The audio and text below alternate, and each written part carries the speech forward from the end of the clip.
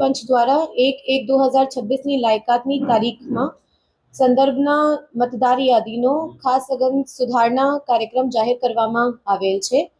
House two house ગણતરીનો સમય 4/11/2025 થી 14/12/2025 સુધીના હતા। આ પ્રક્રિયા પૂરી થઈ ગઈ છે। આજે ડ્રાફ્ટ રોલના પબ્લિકેશન છે। એના પછી 19/12/2025 થી 18/1/2026 સુધી ક્લેમ્સ અને ઓબ્જેક્શન્સની ફેઝ આપશે। 19/12/2025 થી 10/2/2026 સુધી નોટિસ ઇસ્યુ, સુનાવણી અને ચકાસણીની ફેઝ છે।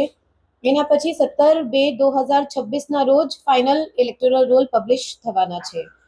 એન્યુમરેશન ફેઝ અંતર્ગત આપણા જિલ્લાને બહુ સારી કામગીરી કરી છે।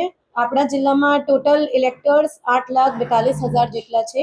એમાંથી 7,76,945 એન્યુમરેશન ફોર્મ્સ ડિજિટાઇઝ થયા છે, જે ખરેખર 92.24% છે। બહુ સરસ છે। આખા સ્ટેટમાં 3rd નંબર ઉપર છે। આપણા જે અનકલેક્ટેબલ એન્યુમરેશન ફોર્મ્સ છે આ 7.76% છે। 65,336 જેટલા છે। એના જુદા જુદા રીઝન છે, દાખલા તરીકે ડેથ, એબસેન્ટ, પરમનન્ટલી શિફ્ટ જે લોકો થયા છે। એના પછી મેપિંગની કામગીરી પણ આપણા જિલ્લામાં સારી રીતે થઈ છે, જે 92% જેટલા ડિજિટાઇઝેશન થયા છે। એમાંથી 2.75 ફક્ત એટલા ઇલેક્ટર છે જેની મેપિંગ થઈ નથી। 89.49% ઇલેક્ટરની મેપિંગ સારી રીતે થઈ ગઈ છે।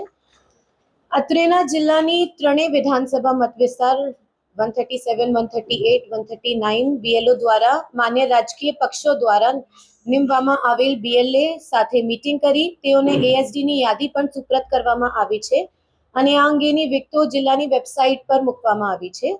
આજ રોજ 19/12/2025 અત્રેના જિલ્લાની ત્રણેય વિધાનસભા મતવિસ્તારના ડ્રાફ્ટ રોલની પ્રસિદ્ધિ કરવામાં આવી રહી છે, જે ડ્રાફ્ટ રોલની ભાગવાર યાદી તેમજ એએસડીની ભાગવાર યાદી અત્રેના જિલ્લાના તમામ માન્ય રાજકીય પક્ષોને પૂરી પાડવામાં આવનાર છે।